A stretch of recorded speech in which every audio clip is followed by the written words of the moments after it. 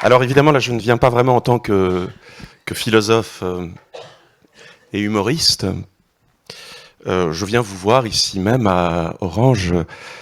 Depuis que j'ai écrit mon livre, je suis devenu aussi Chief Happiness Manager et coach conseil en développement personnel. Hein, tant pour ce qui touche à la personnalité dans tous les sens du terme, bien entendu, qu'à son développement. Au sens propre comme au sens figuré, cela va sans dire.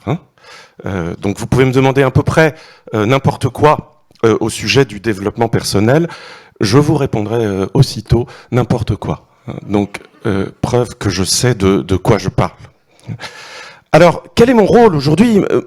Mon rôle, il est tout bête, c'est-à-dire que si vous êtes enlisé dans la médiocrité d'une vie dont l'horizon ressemble à la morne plaine de jours inutiles et tristement identiques, si jamais vous êtes enfoncé dans l'amertume et l'aigreur d'avoir raté les trop rares occasions d'illuminer un peu la torpeur du quotidien, si vous ne percevez plus dans l'avenir qu'un processus inexorable de délitement et de décomposition, et que vous ne vous en raccrochez pas moins avec autant de désespoir que de stupidité aux dérisoires consolations que la société vous tend pour mieux vous manipuler à loisir, bref, si vous n'êtes pas Jacques Attali, eh bien, je suis là. Oui, rassurez-vous, je suis là ce matin, je suis là pour vous, je suis là. Pourquoi? Eh bien, c'est une question que je me pose souvent. Je suis là tout simplement pour vous montrer la voie du succès que votre vie aurait pu emprunter si elle n'avait pas été ce qu'elle fut. Et si elle ne s'apprêtait pas à être ce qu'elle sera, alors qu'elle aurait pu être ce qu'elle n'a pas été, en étant simplement ce qu'elle serait devenue si elle avait été autrement. Voilà. Alors, voilà, j'allais dire, en un sens, il est temps, ce matin, chers camarades syndiqués, il est temps de t'ouvrir, de décadenasser tes chakras, de déployer les 1000 pétales de ta fleur de lotus. Alors, par où allons-nous commencer? Peut-être que vous demandez, je pense, qu'est-ce que ça veut dire exactement réussir sa vie? Avant de me lancer dans des conseils qui vont aller du plus général au plus particulier, je pense que c'est important de faire un point sur le sens de cette expression. On se demande bien ce que ça veut dire, réussir sa vie. Alors, vous savez bien qu'en général, on réussit quoi? On réussit une performance. Or, la vie n'est pas une performance comme une autre, pour la simple et bonne raison que... Quelle vigueur intellectuelle ce matin. Pour la simple et bonne raison que ce n'est pas une performance. Voilà. C'est même de toutes les performances, la seule à n'en être pas une. Donc, vous ne pouvez pas réussir votre vie comme vous réussissez une performance. C'est-à-dire que vous ne pouvez pas dire à quelqu'un qui vous dirait dans son dernier instant oh, « j'ai l'impression d'avoir complètement raté ma vie », vous ne pouvez pas lui répondre « ce n'est pas grave, tu feras mieux la prochaine fois ». Il risque de se vexer. D'autant que les gens en train de finir leur vie sont souvent très susceptibles. On les comprend. Donc, ça ne peut pas fonctionner comme ça. Ensuite, il est important de connaître l'étymologie, pour y voir plus clair, de réussir.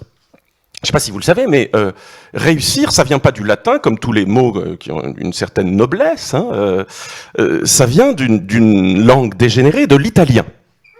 Réussir. De uscire. Uscire, ça veut dire quoi? Ça veut dire sortir. Je pense que les italianistes le savent. Donc, réussir, c'est de là que vient aussi issu, réussir, bien c'est sortir une deuxième fois.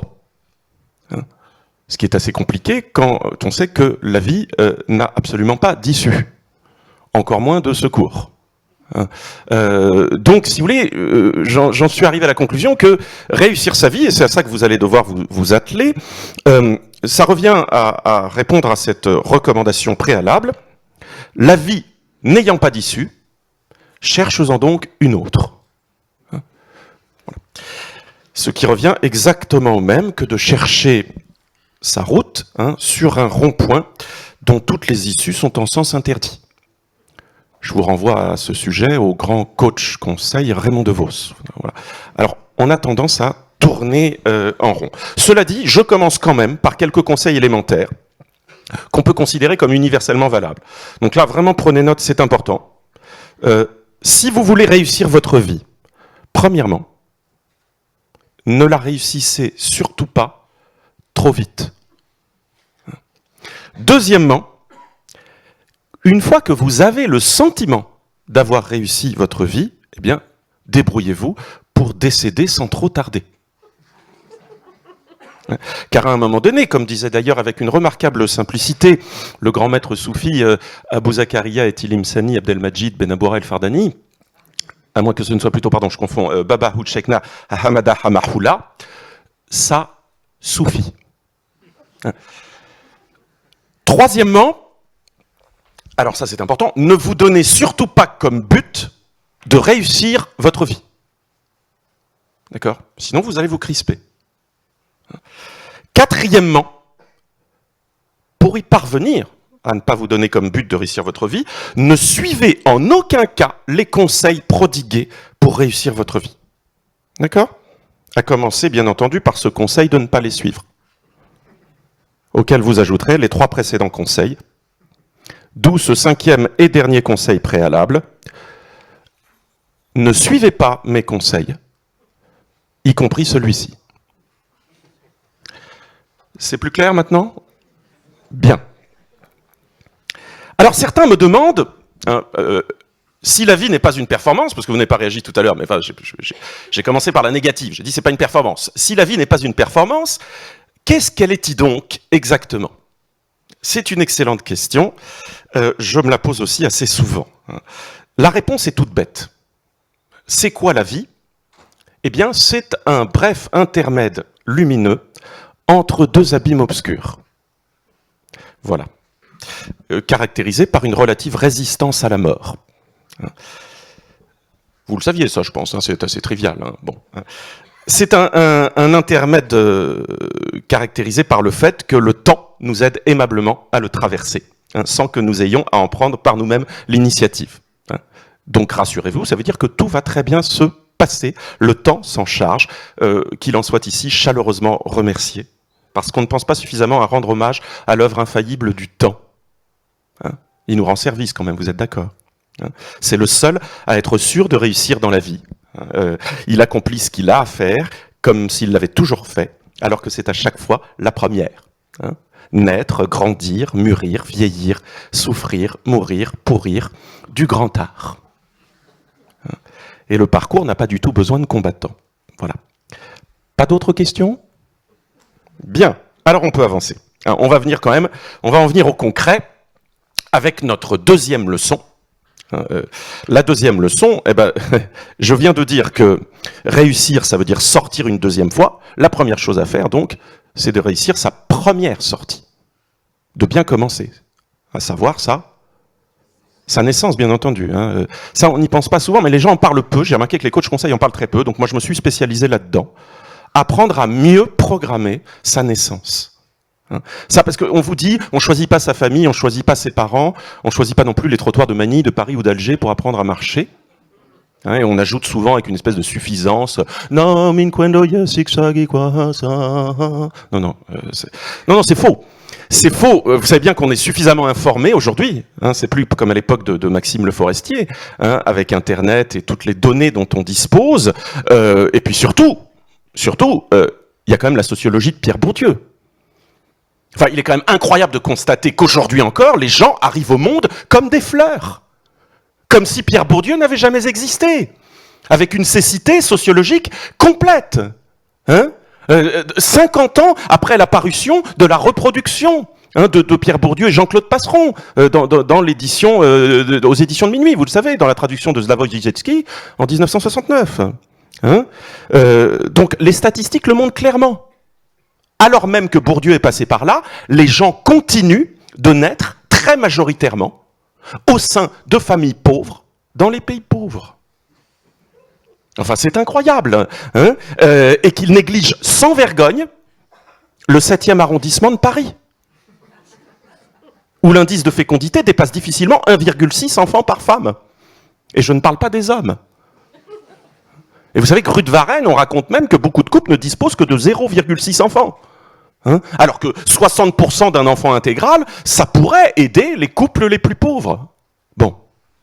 Voilà, donc essayez de vous informer un petit peu à ce sujet. J'ai fait un tableau très simple pour vous y aider. Hein. Voilà, on y voit plus clair, avec quelques indices de fécondité utiles pour préparer au mieux sa naissance. Vous voyez, donc vous voyez bien qu'il y a un excès évident de natalité pour ce qui est des familles pauvres dans les pays pauvres. Alors, j'ai précisé, attention, ne naissez pas dans une famille riche dans les pays pauvres. C'est source d'exclusion, et souvent démoralisant et marginalisant. Hein, voilà. En revanche, rue de Varennes, vous voyez bien qu'il n'y a pas assez de naissances. Hein, il y a un déficit évident, hein, parce que c'est le bon sens le plus élémentaire. On a une solution aujourd'hui. Si les gens naissaient majoritairement au sein de familles riches, dans les pays riches, vous êtes d'accord que le problème de la pauvreté dans le monde se résoudrait automatiquement. Voilà. Donc ça, c'est une première recommandation. Alors évidemment, on me demande souvent, c'est bon, vous avez eu le temps, oui, il est assez simple. Alors on me demande souvent, oui, mais alors que faire? Parce que là, je viens de dire, les gens ne sont pas préparés, ne sont pas suffisamment informés. Que faire? Alors là-dessus, j'ai quelques conseils. Hein. La solution la plus évidente serait bien entendu, elle a déjà été suggérée par quelqu'un, par exemple, comme Émile Cioran. La solution la plus évidente, la première, ce serait de ne pas naître. Hein. Alors c'est ce qu'on appelle la solution par défaut d'évitement de l'échec. Hein, ça renvoie à la vertu d'anticipation, celle qui fait l'unité de toutes les autres vertus et qu'on peut nommer, avec le grand philosophe américain Harry Stout, la prudence. Hein, la prudence. Donc ce sera mon premier conseil à celui qui s'apprête à sortir du ventre de sa mère. Ressaisis-toi. C'est ce que disait aussi le grand philosophe grec Woody Allen. Hein, des erreurs, j'en ai faites. La première, je suis né. Voilà. Deuxièmement, alors il y aura une solution que certains essaient d'adopter, hein, qui est assez complexe, qui consiste à rester, par défaut, encore une fois, à rester le plus longtemps possible dans le ventre de sa mère. C'est-à-dire refuser la première sortie, hein, et passer sa vie dans le ventre de sa mère. Vous êtes d'accord qu'on en rêve tous? Alors, c'est une solution, que, par exemple, qu'a adopté Lao Tse. Vous connaissez le grand philosophe chinois Lao Tse, qui serait resté 80 ans dans le ventre de sa mère, hein, et serait mort très âgé, mais peu de temps après sa naissance. Hein. Lao, mais c'est vrai, hein, Lao, en chinois, ça veut dire le vieux. Hein, et il en a fallu du temps pour le mettre à bas là-haut. Hein, voilà. Alors c'est vrai qu'à une époque de forte mortalité infantile, naître vieux était l'une des meilleures garanties d'éviter de mourir jeune. Voilà. Troisièmement, alors la troisième solution, elle vous concerne peut-être un peu plus, elle s'adresse à tous ceux qui n'ont pas su éviter la naissance. Voilà. Je pense que vous vous y retrouvez. Eh bien, il y a une solution que moi j'utilise beaucoup qui consiste à essayer de recourir à des ersatz d'utérus, qui ne sont malheureusement pas, attention, accessibles à toutes les bourses. Hein? Alors, des ersatz d'utérus, le génie technologique humain a toujours su se mettre au service de la production de tels ersatz d'utérus. Par exemple, si tant de monde se précipite au salon de l'automobile, c'est avant tout pour y rechercher avec avidité le modèle d'utérus artificiel susceptible de lui convenir. Hein? L'amour des hommes pour l'automobile vient de là, du bonheur de retrouver un univers étanche, sécurisé, imperméable au monde extérieur, tout en nous laissant, attention, dans l'ignorance de cette menace que l'embryon, lui non plus, ne voit pas venir, la menace de l'accident fatal, de la brutale expulsion, de la naissance. Pour illustration.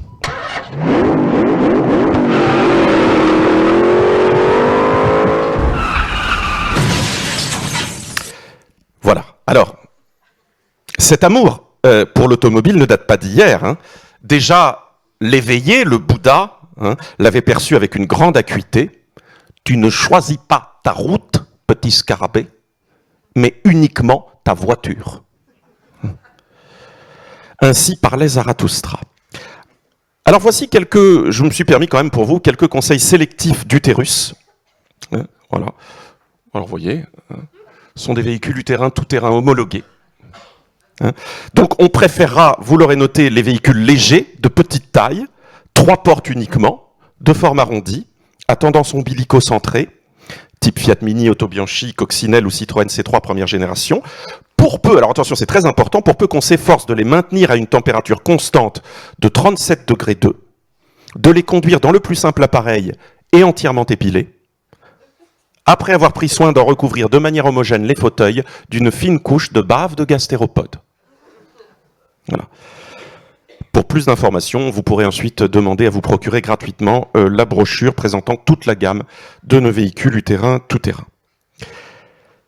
J'en viens à la 4e solution. Alors, la 4e solution, elle est très efficace dans le management des ressources humaines. Vous l'avez peut-être déjà pratiquée, c'est la solution dite du rebirthing. Alors là, j'ai mis une illustration. Le rebirthing, comme son nom l'indique, ça consiste à revivre sa naissance pour mieux renaître à sa vie. C'est important de le faire régulièrement dans les étapes de sa vie pour se sentir à nouveau accouché de soi-même, donc retrouver quelque chose qui relève d'une posture de la naissance. Ça, c'est un exemple, vous voyez, c'est une posture qu'on peut retrouver. Ça, c'est quelqu'un qui voulait à tout prix, qui voulait renaître pour parvenir à dénouer tous les nœuds qui lui avaient posé problème dans la vie. Donc, je vous invite à pratiquer le rebirthing. Ça vient de la gestalt psychologie. Je m'y suis moi-même livré il y a peu de temps. Alors, je vais vous le faire. Je peux vous le faire. Peut-être ensuite on essaiera ensemble. Je vous le fais très rapidement. Alors, j'ai besoin. Je suis désolé. Je vais poser le. Je vous le fais sans le. Vous m'entendez bien? Parce que j'ai besoin. Alors, moi, je le fais assez vite parce que j'ai l'habitude. Vous vous mettez d'abord dans un état de pleine conscience. Voilà. Alors, vous mettez dans un état de pleine conscience et ensuite, vous essayez, une fois que vous êtes dans cet état, de visualiser vraiment votre naissance comme si c'était un souvenir explicite. Voilà. Et ensuite, vous racontez votre naissance, c'est très important, en association libre. Alors, j'y vais. Moi, je fais vraiment comme ça me vient. Voilà. Alors moi, mon premier cri, je m'en souviens très bien, c'était un mot d'excuse. J'étais à peine sorti que j'ai poussé une sorte de râle de contrition. Oh, pardon! J'ai senti que je gênais. J'étais né pour gêner, j'étais dans mes gènes un gêneur. Et c'est pourquoi j'ai râlé. Car qui est gêné râle. En général. D'ailleurs, voilà. Non, c'est pas qu'un jeu de mots, c'est pas un hasard. Il se trouve que mon père, précisément, était général, lui aussi. Pourtant, lui, il ne s'est pas gêné avec ma mère. Il n'a pas pu se retenir. Le coup est parti trop vite. Du coup, il n'a pas pu me retenir. Il était trop précoce. Mon père, il a toujours tout fait trop à la hâte. C'était impératif. Impératif, oui, je suis catégorique. Oui, alors attendez, Ah oui, ça y est. Oui, je remonte en amont de ma naissance. Voilà, et là, je retrouve la conception. Et c'est vrai que mon père a eu quand même l'impression de ne pas avoir le choix avec ma mère, d'être un peu acculé par elle. Elle s'en est rendue compte d'ailleurs. Dès qu'il est venu, elle lui a fait remarquer, elle lui a dit mais mon Dieu, mais que se passe-t-il? Vous éjaculez? Ça c'est vraiment à sa décharge. Bref.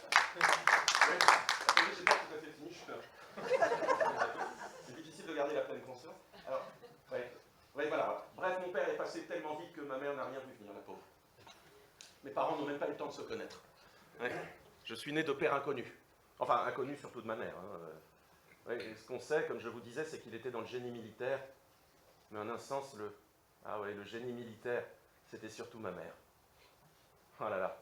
Elle a vu rentrer tellement de soldats sans avoir le temps de les connaître, qu'on la surnommait même avec tendresse la tombe du soldat inconnu. Oui, elle était tout le temps prise. Elle avait un métier très prenant. Par tout le monde et n'importe qui, un Sansiné des relations publiques. Elle avait l'art de se plier en 4 pour servir l'armée française, dans le respect des positions dues à chacun. Et à ses heures perdues, elle jouait même du trombone. Elle était un peu artiste, un peu bohème. Tu voyez, c'est un emploi du temps assez peu compatible avec la maternité. Elle vivait plutôt comme dans un film. Et moi, je sors tout droit de ce film. Je suis né sous X. Et voilà, la dernière partie, ça y est, oui. Et du coup, j'ai abandonné ma mère à la naissance, pour ne pas la déranger dans son travail. Oui, oui. On avait à peine coupé le cordon que j'ai effacé derrière moi les traces de mon forceps, de mon forfait, le crime parfait, j'ai enterré le placenta et ma mère n'a jamais eu la moindre preuve de mon existence. Elle est restée orpheline.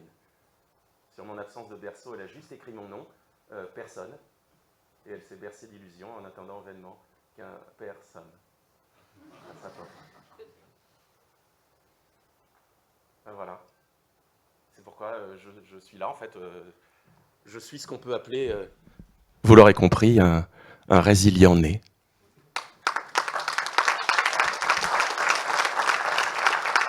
Vous êtes d'accord que c'est un bon point de départ pour devenir coach. Je suis ce qu'on appelle d'ailleurs dans la littérature psychologique scientifique a natural born fucking resilient.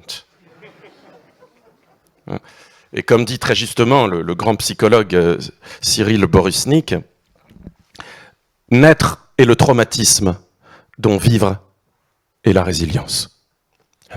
Alors peut-être qu'on peut parler un petit peu de résilience dans cette question, c'est une question importante pour beaucoup de gens aujourd'hui. Donc la résilience, je vous en propose une rapide définition que j'ai trouvée dans le dictionnaire. Voilà, mais c'est vraiment à toutes fins utiles. Donc vous voyez, la résilience désigne l'ensemble des ressources exceptionnelles de vie que le malheur, en sa générosité, nous offre. Donc, vous voyez, à toute chose, malheur est bon. Mais là encore, nous ne sommes pas tous égaux. Car tout le monde n'a pas la chance d'être ou d'avoir été un orphelin, un enfant battu ou maltraité, pire encore. Je suis sûr que quand même pas mal d'entre vous ont la malchance d'avoir eu une enfance heureuse, d'avoir joui de l'amour de leurs parents, d'une éducation équilibrée, d'un climat serein, du confort matériel, et d'avoir vu leurs besoins aisément satisfaits. Certains se reconnaissent là-dedans ? Comment voulez-vous remonter la pente avec ce départ ? Comment voulez-vous vous en sortir ? Comment voulez-vous résilier ? Quel obstacle avons-nous alors à surmonter ? Et comme disait très justement le dernier numéro hors série de Management Magazine sur les bienfaits psychiques du licenciement, celui qui n'a pas souffert n'a pas vraiment de raison de se dépasser. Ne raye pleinement le parquet que les dents de celui qui souhaite à chaque instant se venger des souffrances qu'il a subies. D'accord ? Donc, vous voyez, la résilience n'est pas accessible à tous. Quel est l'intérêt de gagner quelque chose si cela vous est offert ? J'ai connu un patient qui souffrait terriblement de n'avoir pas assez souffert. Je ne sais pas si vous êtes concerné par ce mal. Rien ne résiliait en lui. Tout respirait si insupportablement le bonheur sans faille qu'il a sombré dans la dépression. On ne compte plus, mais je vous assure, le nombre de tentatives de suicide chez les exclus de la résilience. Rongés par la culpabilité d'avoir accédé trop facilement au bonheur. Et à ces gens-là, si vous voulez, Cyril Borusnik ne pense pas. Il les néglige totalement. Et c'est pour ces gens-là que j'ai créé les concepts de contre-résilience et d'hyper-résilience. Alors, je commence par la contre-résilience. S'il est trop tard pour nous-mêmes, il n'est pas trop tard pour agir sur nos propres enfants, pour travailler à leur faire profiter des effets bénéfiques de la résilience. Cela ne demande pas une vigilance permanente pour ceux qui sont parents parmi vous, c'est plutôt l'affaire de petites attentions de tous les jours. Ne pas laisser passer une occasion d'humiliation, les dévaloriser quand ils cherchent votre approbation, éviter de les consoler à la moindre tristesse ou au moindre bobo, répondre à leurs demandes d'affection par une froideur sans excès, mais suffisamment dissuasive. Vous voyez, c'est un ensemble de petits gestes de cette nature qu'on reconnaît aujourd'hui les parents encore capables de se sacrifier pour la réussite de leurs enfants. Car le jour où vos enfants sentiront enfin que le bonheur n'est plus du tout à leur portée, alors commencera de se former en eux le germe de la résilience future. Sinon de ce désir de vengeance dont sont toujours animés les grands gagnants du concours de la vie. Alors soyez-en certains, plus votre enfant vous détestera, plus il trouvera là une énergie vitale pour parvenir par ses propres moyens à la réussite et à l'épanouissement personnel. Donc mettez-y du vôtre. Donc on saisit désormais clairement ce qui distingue résilience et contre-résilience. La résilience nous dit « venge-toi des malheurs de ton enfance » et la contre-résilience « venge-toi sur tes enfants des malheurs que tu n'as pas eu la chance d'avoir ». Alors il nous reste l'hyper-résilience.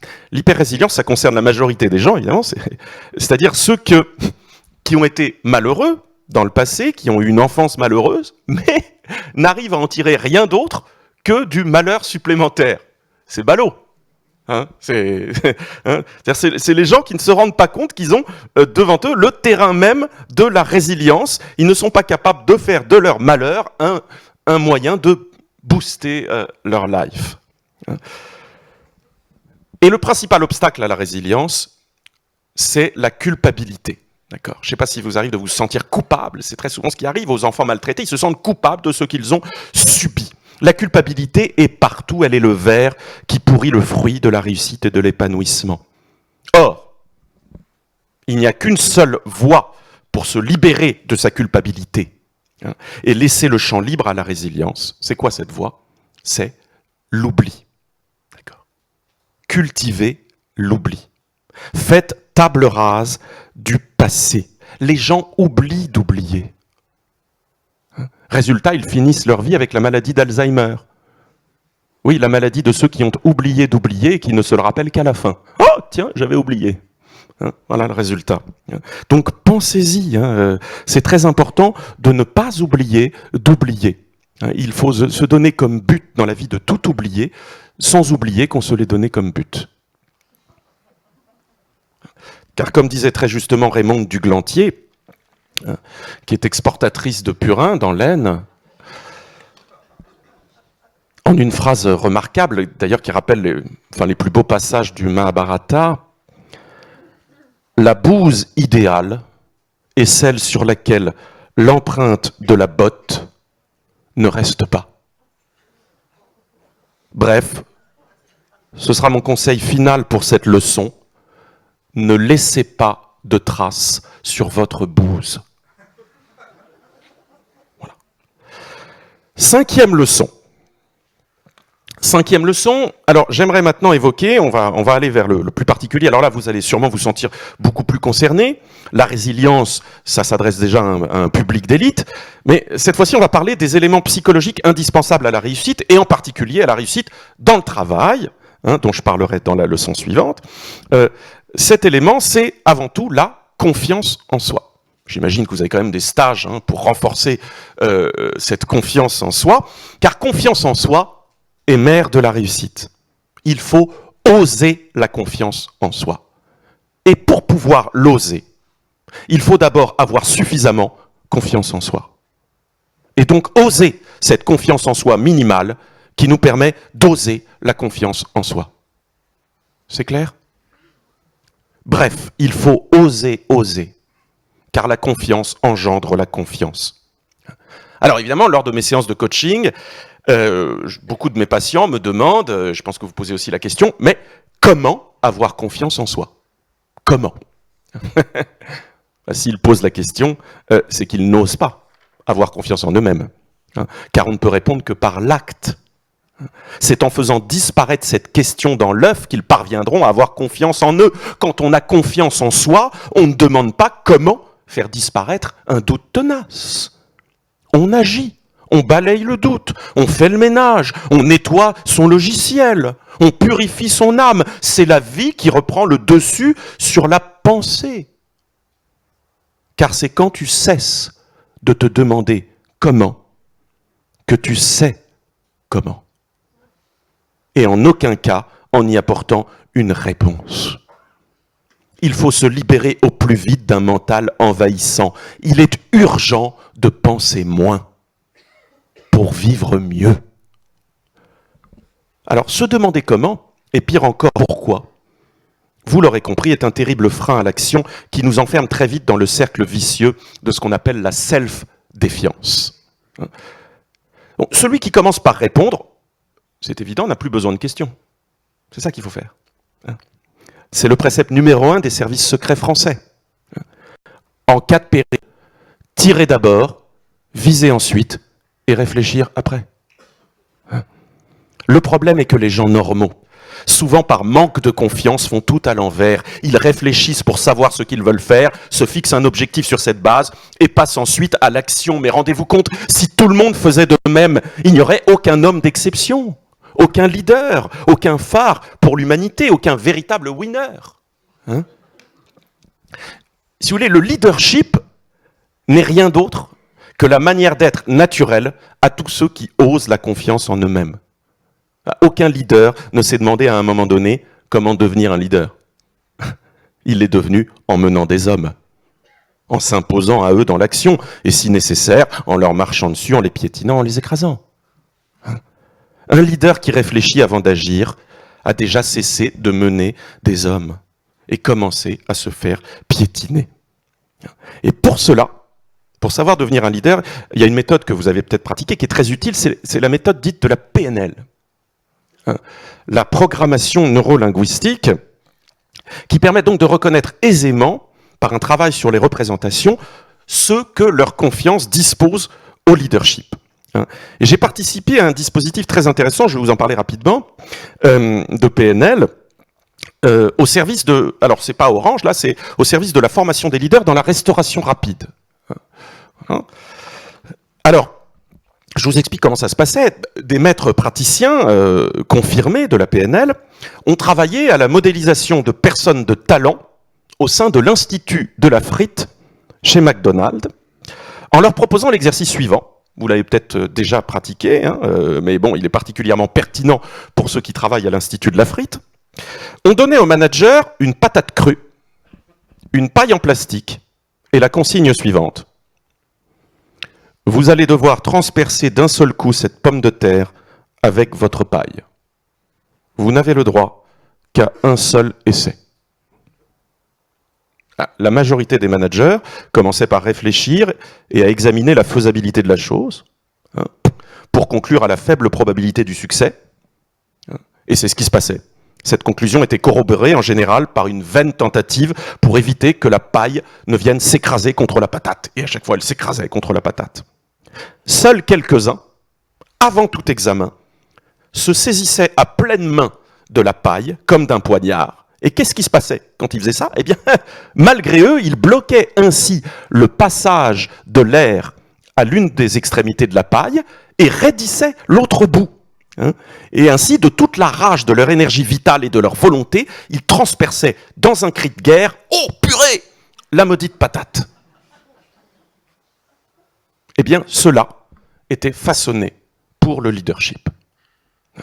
Alors cette formation avait en outre l'avantage de favoriser pour le service des ressources humaines le processus de licenciement des managers trop réflexifs, peu enclins à se lancer dans l'action avant examen, l'entreprise gagnant ainsi en vitalité à chaque nouvelle formation par la PNL. Donc les managers faits pour être des leaders dans l'âme sortaient de ces formations avec une représentation mentale toute neuve.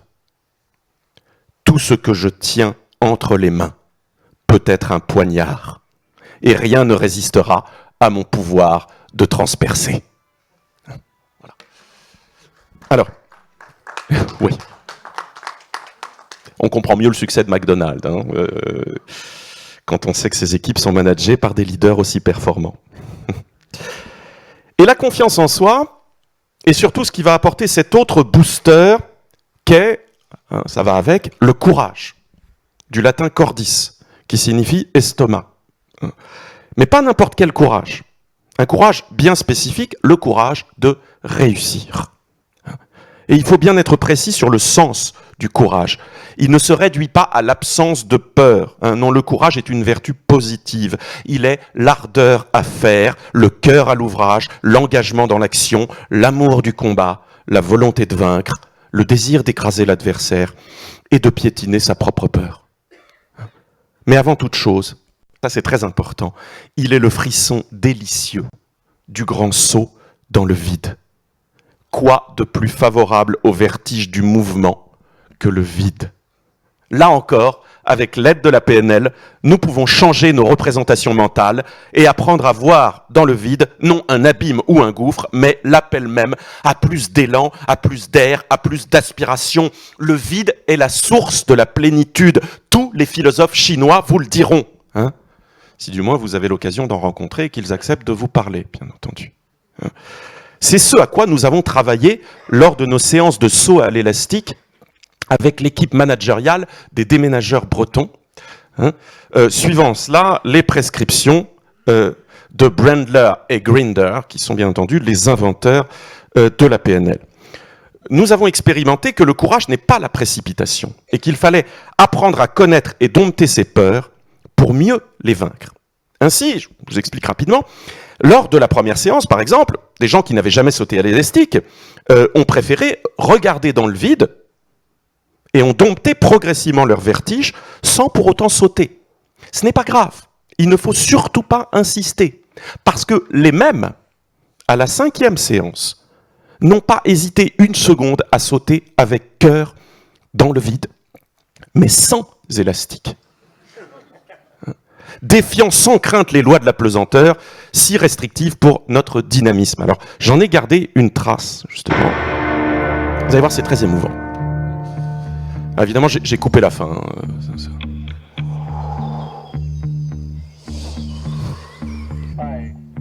Regardez, c'est magnifique. 3, 2, 1, jump.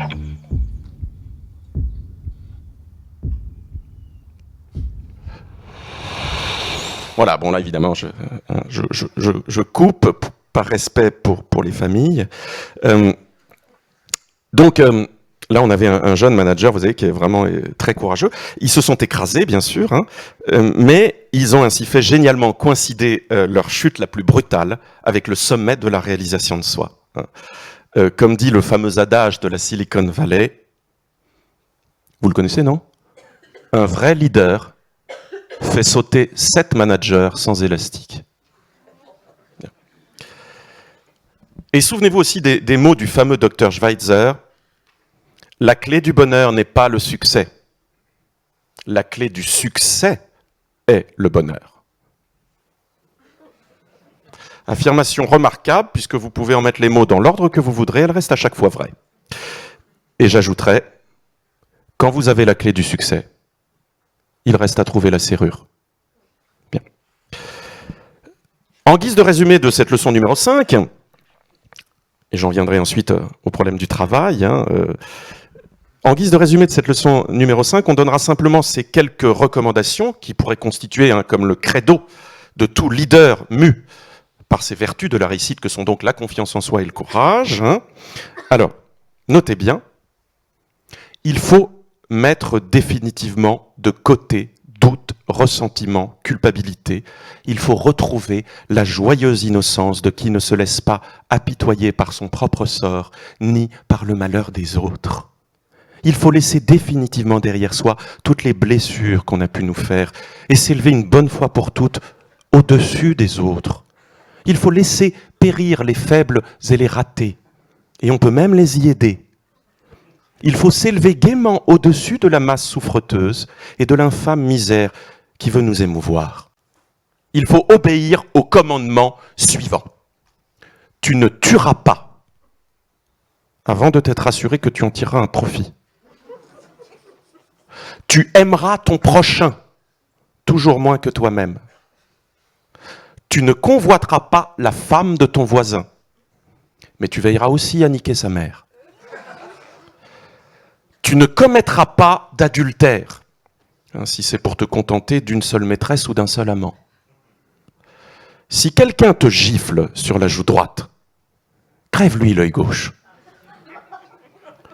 Ne laisse pas périr ce héros qui habite ton âme dans les regrets frustrés d'une vie que tu aurais méritée, mais que tu n'as jamais pu atteindre. Ne te laisse pas amollir par les sirènes avilissantes de la fraternité humaine, qui n'est que le moyen qu'ont trouvé les plus médiocres et les plus besogneux pour se donner le sentiment d'exister. Be yourself. Just do it. Feel the difference. take it easy. Life is a beautiful sport.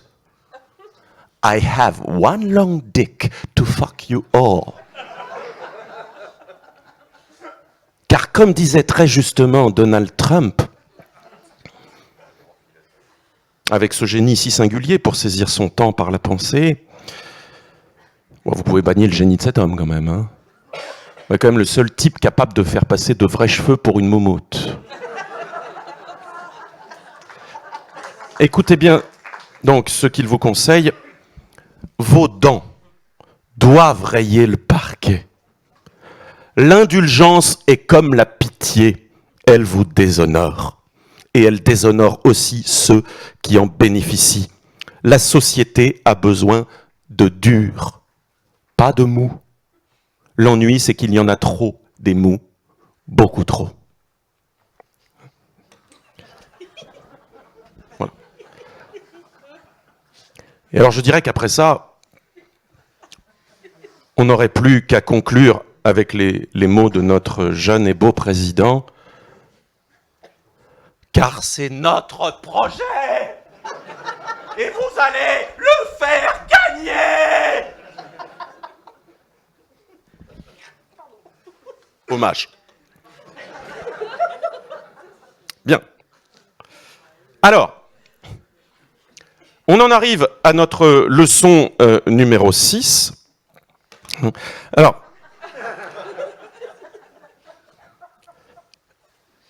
on me demande souvent, et je pense que là, ça va vous intéresser au plus haut point, si le travail peut être une source de réussite, sinon la source de la réussite dans la vie. Bah, la réponse est dans la question. Bien sûr que non. Bien sûr que non. On sait depuis la nuit des temps que ce n'est pas en travaillant qu'on accède à la fortune, mais uniquement en jouant. Hein? Au football, au cinéma, en bourse, au casino, au loto, avec la vie des autres, avec l'argent des plus pauvres, et leur désir d'accéder à plus de biens de consommation. Par nature, l'homme préfère le jeu au travail. On le voit bien avec les enfants, hein, qui n'hésitent pas à réduire leurs parents en esclavage au nom de leur propre amusement. La vie est tellement amusante quand on y pense. Hein. On connaît le proverbe. Le monde appartient à ceux dont les ouvriers se lèvent tôt et qui peuvent ainsi faire la grasse matinée. Hein? Mais qu'est-ce que vous croyez? Les enviés du bien nommé Jeff Bezos, hein? Voyez, bon, que personne n'entend crier dans les entrepôts d'Amazon, se lèvent très tôt. Hein? Tout autant que les gardes du corps, chauffeurs, pilotes, cuisiniers et domestiques de Cristiano Ronaldo. Hein? Voilà. Qui se plaint par ailleurs, vous l'avez dû entendre, de ne pas avoir suffisamment d'occasion d'ouvrir un placard. Les joies des jeux enfantins démontrent sans ambiguïté que l'homme est par nature fait pour être entrepreneur ou trader, et non travailleur ou encore employé, salarié, fonctionnaire, gratte-papier, ouvrier, larbin, serviteur, cheminot, auxiliaire, commis, enseignant, subalterne, agent territorial, syndicaliste à force ouvrière. On ne le répétera jamais assez. Votre vie, c'est votre entreprise et c'est vous qui en êtes le chef. Merci. Alors, la recette n'est pas compliquée donc pour réussir sa vie, mais elle a un coût. Pour pouvoir vous amuser, il va falloir vous offrir le service de ceux qui travailleront à votre place et vous permettront de continuer à jouer durablement. Alors, entendons-nous, hein, moi, l'esclavage n'est plus autorisé. Il faut que ce soit clair. Mais depuis que les hommes ont pu tous accéder à peu de frais à la liberté individuelle, hein, il a été avantageusement remplacé par l'exploitation.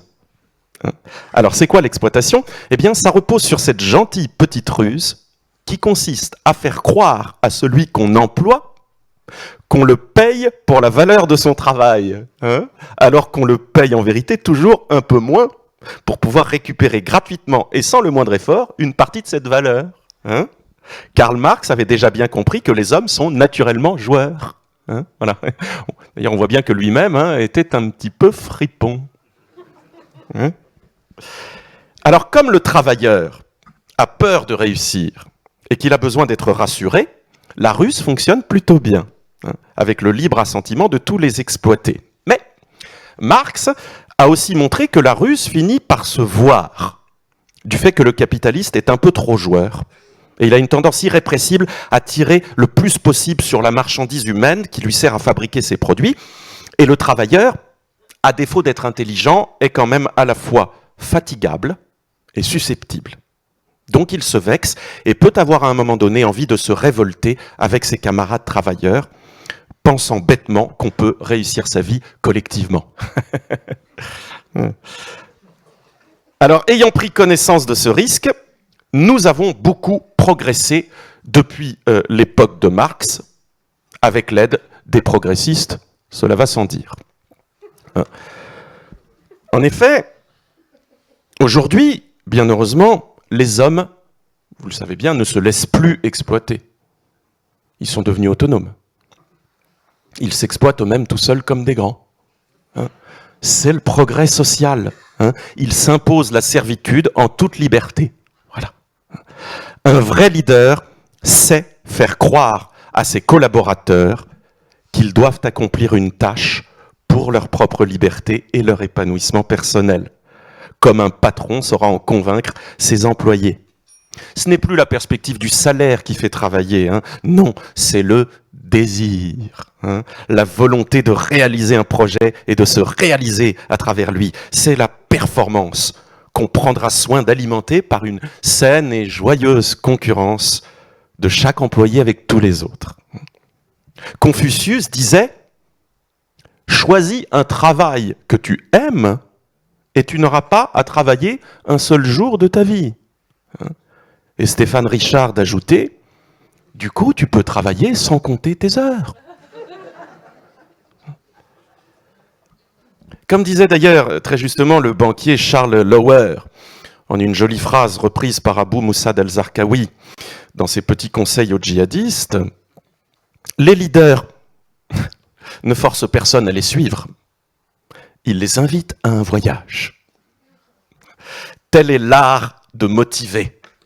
Faire adhérer pour mieux faire agir.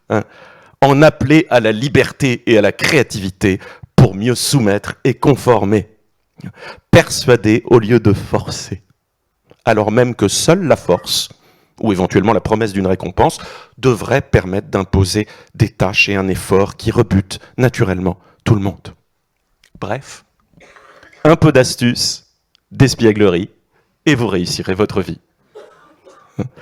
En résumé, il est impératif de retrouver les éléments d'une vie innocente et simple, de revenir à l'enfance de l'humanité. Chers camarades syndiqués, ne t'embarrasse pas du labeur. Joue, amuse-toi, déroule innocemment les petites pelotes de ton existence. Utilise à ton profit tous ceux à qui le travail donne le sentiment d'exister. Contente-toi d'en extraire une valeur ajoutée bien supérieure à la rémunération de leur travail. Accumule, accumule, accumule encore. Et tu flotteras en permanence dans un bonheur ouaté, doux et frais, comme une culotte bien propre qui sent bon la soupline, ou comme le parfum d'ambiance d'un désodorisant naturel à la lavande. Merci qui ? De rien. Alors, peut-être qu'on peut quand même finir pour notre 7e et dernière leçon par un peu de chaleur humaine et de sensibilité, non ? Dans tout ceci ? Oh si. J'avais envie, avant que évidemment que vous ne retourniez dans votre espace privé, de parler aussi de la place de l'amour dans la réussite. D'accord ? Parce que le mot amour est lui-même particulièrement ambigu. Vous le savez, il désigne à la fois l'amour que l'on donne et celui que l'on reçoit. En amour, on peut soit aimer, soit être aimé, soit les deux à la fois. Mais ce cas est extrêmement rare, voire tout à fait exceptionnel, et donc il ne nous intéressera pas ici. Ce qu'il est urgent de savoir, c'est de quel amour l'homme a besoin exactement pour optimiser ses chances de réussite. C'est-à-dire, en d'autres termes, qu'est-ce qui booste le plus et donne confiance et volonté? Aimer ou être aimé? Eh bien, contrairement aux idées reçues en particulier à l'époque du grand philosophe Daniel Balavoine, aimer n'est pas plus fort que d'être aimé. L'amour ressenti, l'amour que l'on ressent en sécrétant de la sérotonine, inhibe l'individu et le conduit à une dilapidation totalement inutile d'énergie mentale, l'amenant même parfois à imaginer illusoirement la réciprocité pour l'enfermer dans la spirale infernale du mensonge à soi. Mais l'amoureux, vous en avez déjà vu des amoureux? Je ne sais pas s'il y en a dans la salle. C'est terrible. L'amoureux se reconnaît à son air maladif, sa bouche sèche et entr'ouverte, son visage blême, son teint blafard, son intelligence anesthésiée et sa réactivité inexistante. Regardez. Dans une foule d'anonymes, il est très difficile de distinguer un amoureux lambda d'un toxico bêta. Un coéquipier amoureux est une véritable plaie pour un manager et sa productivité est quasi nulle. Quant au salarié amoureux, il est en toute logique doublement esclave. À l'inverse, l'amour reçu provoque la sécrétion de dopamine. Il renforce l'estime de soi et la pensée positive. Être aimé donne une démarche alerte et légère, rosit le teint, lisse le visage, favorise le transit intestinal, prédispose à la gaieté sinon à l'hilarité, accroît le sens de l'humour, la positive attitude, renforce la motivation dans vos projets, le sens du leadership, l'implication et l'engagement dans le team building, l'esprit d'entreprise, la conquête de parts de marché, et peut vous aider à perdre plusieurs kilos sans effort en peu de temps. D'un point de vue statistique, il est reconnu que la quantité d'amour donné est inversement proportionnelle à la quantité d'amour reçu. C'est tout bête. Plus vous aimez, plus la probabilité d'être aimé diminue. Plus vous êtes aimé, moins il y a de chances que le besoin d'aimer se fasse sentir. À une époque où le taux de divorce se rapproche de 100% dans les grandes métropoles, il est temps de changer de paradigme et de comprendre qu'un couple a beaucoup plus de chances de durer sans amour. Il est impératif de préserver le couple des trop nombreux effets indésirables de l'amour. La violence, la haine, la jalousie, la libido. Et de ne réserver l'amour qu'à un contexte extra-conjugal à caractère ponctuel et récréatif. Les sociétés où l'amour a été banni de la vie conjugale, comme la Tchétchénie ou la Corée du Nord, mais ont vu leur taux de criminalité passionnelle se rapprocher de 0%. Alors j'ai un petit schéma un peu complexe qui l'illustre. Voyez, c'est une analyse comparée du rapport entre amour et criminalité. C'est issue d'une enquête très très rare qui a été menée à Vérone. Là, vous avez le taux de relations amoureuses dans les couples. En France, il est beaucoup trop élevé. Le taux de criminalité passionnelle par rapport au nombre d'homicides. Et le taux d'homicide par rapport au taux de mortalité globale. Bon. Et voyez bien que quand on va en Tchétchénie et en Corée du Nord, le taux de relations amoureuses est très faible, proche de 0%, mais du coup, il n'y a pas du tout de crime passionnel.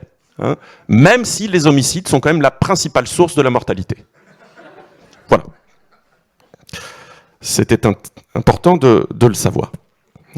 Donc, une fois qu'on a intégré que l'amour n'a jamais été programmé pour durer, mais uniquement pour favoriser par des rapprochements ponctuels la reproduction des espèces, on peut éventuellement faire du couple un élément de sa réussite personnelle, à condition qu'il soit en cohérence avec notre projet de vie et de carrière. L'ambition authentique nous oblige à un moment donné à faire un choix, soit l'amour, soit le couple, Et c'est ce qu'avait bien compris notre regretté président Jacques Chirac. On retiendra donc ce conseil qui paraît trivial à tous ceux qui savent ce que signifie être un leader. Faites-vous aimer par tous les moyens légaux. Ce qui n'implique aucunement, vous l'aurez compris, d'être aimant, ni même d'être aimable. Alors, bon, je vous laisserai voir tout ceci dans le détail, bien sûr, à travers mon ouvrage, qui n'est pas cher, dans le détail, mais je conclus pour ce parcours synthétique à travers quelques leçons pour réussir sa vie du premier coup. La conclusion générale, la plus importante, voilà, ça sera ma recommandation finale, arrêtez de stresser et cessez la plainte. Apprenez simplement à vous détendre. D'accord ? Apprendre à se détendre, c'est aussi l'objectif que se fixait le père du développement personnel, vous le connaissez, Émile Coué. Et on voit tout de suite qu'il était détendu. Eh bien, en particulier, c'est l'objectif qu'il se fixait lors des stages d'épanouissement personnel qu'il prodiguait aux condamnés à mort pour mieux les préparer à leur exécution. Tout est là. Sur le chemin qui vous mène jusqu'à l'échafaud, détendez-vous. Il est très mauvais d'être tendu avant d'être pendu. Il faut au contraire dénouer tous les nœuds au préalable. Le fameux et jovial bourreau Charles-Henri Sanson l'avait bien compris, bien avant Émile Coué, lorsqu'il s'adressa en ces mots à Louis XVI, au pied de la guillotine. « Sire, je vous sens contracté. Détendez-vous, ne vous inquiétez pas. Je m'occupe de tout. Et surtout, couvrez-vous, vous allez attraper froid. » On apprécie le sens de l'humour de Charles-Henri Sanson quand même. Eh bien, les coachs conseils en développement personnel sont tous un peu les dignes héritiers de Charles-Henri Sanson. Alors, vous ne parvenez plus à payer vos factures et allez bientôt être expulsé de votre logement, détendez-vous. Votre dossier de surendettement vient d'être rejeté et tous vos biens personnels vont bientôt être intégralement saisis. Allez, lâchez du lest et détendez-vous. La réponse de la commission de surendettement a été suivie de près par une lettre de licenciement. Respirez profondément et détendez-vous. Vous êtes contraints, vous et votre famille, trop nombreuse, de faire appel aux associations de charité pour pouvoir encore vous offrir des habits et vous nourrir. Fermez les yeux et offrez-vous une pause méditation en pleine conscience. Vous trouvez que l'hiver est rude quand on vit dans une voiture dont la batterie ne fonctionne plus ? Détendez-vous et faites simplement appel à la pensée positive. C'est moins grave que si c'était pire. Vous trouvez que la corde à laquelle vous allez vous pendre n'est pas assez tendue ? Appuyez plutôt sur la détente. Vous faites partie de ceux que l'injonction à se détendre énerve et crispe au plus haut point.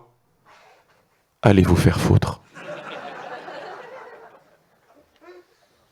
Alors, si tu peux te dire en poussant ton dernier souffle, j'ai décidément tout raté, et éclater une dernière fois de rire, alors tu auras vraiment réussi ta vie.